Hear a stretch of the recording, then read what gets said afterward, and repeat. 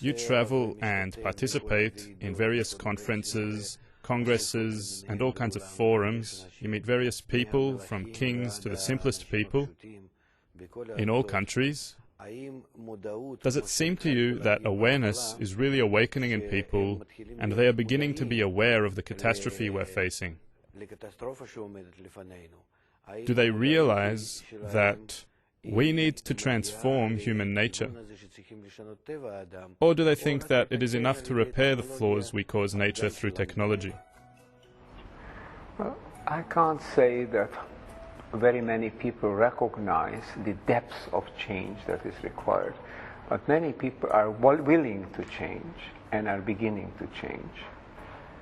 And I think it comes because wisdom has to grow also. So as people are beginning to change, perhaps they'll see that they have to go further. Not long ago, I participated at a conference on surveying what we call the culture of creatives. That's a new culture. They're trying to live responsibly. And it turns out that there are many more people worldwide. There may be 1/4 of the adult population in America already is trying to live in a more responsible way.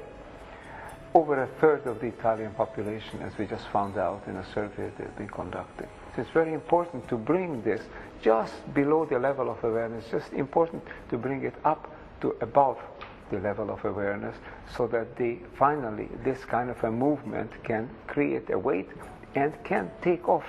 It can spread. It needs to spread in the world. So it means that we essentially turn to the middle layer of society. We don't turn to those who are total failures, nor to the rich who have no concern for anything. Rather, we turn to these 2 or 3 billion people who on the one hand can face this problem, and on the other hand are ready to hear about change. What we talk about is a critical mass. You don't know how many people have to change for it to spread, but I'm sure that the work you are doing contributes to bringing about a critical mass.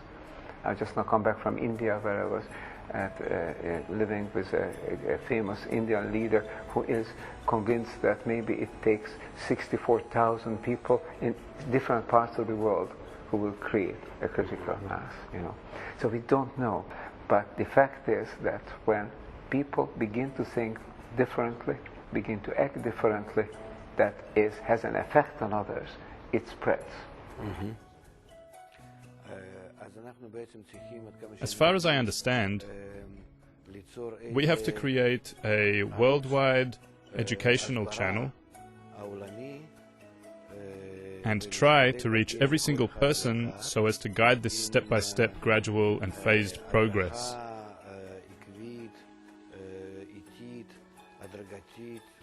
Actually, we need to present a new education to humanity.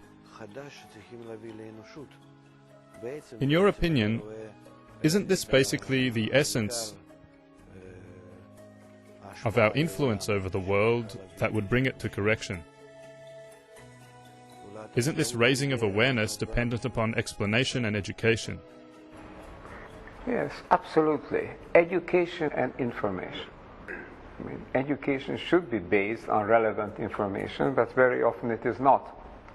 The problems that we are facing, individual and above all collectively, are not part of the standard curriculum in schools.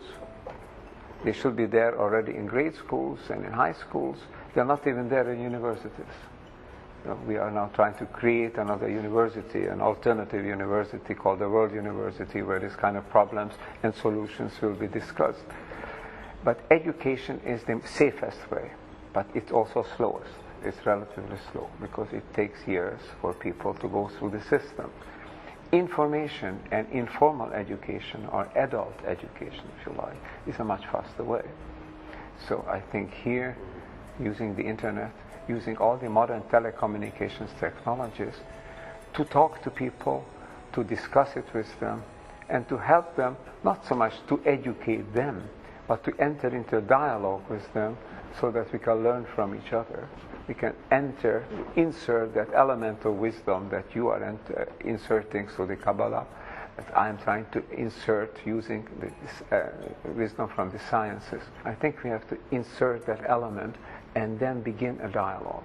and the dialogue will develop, will spread, because the ground is ripe. The times are mature. We know that change has to occur, and therefore we must start the process.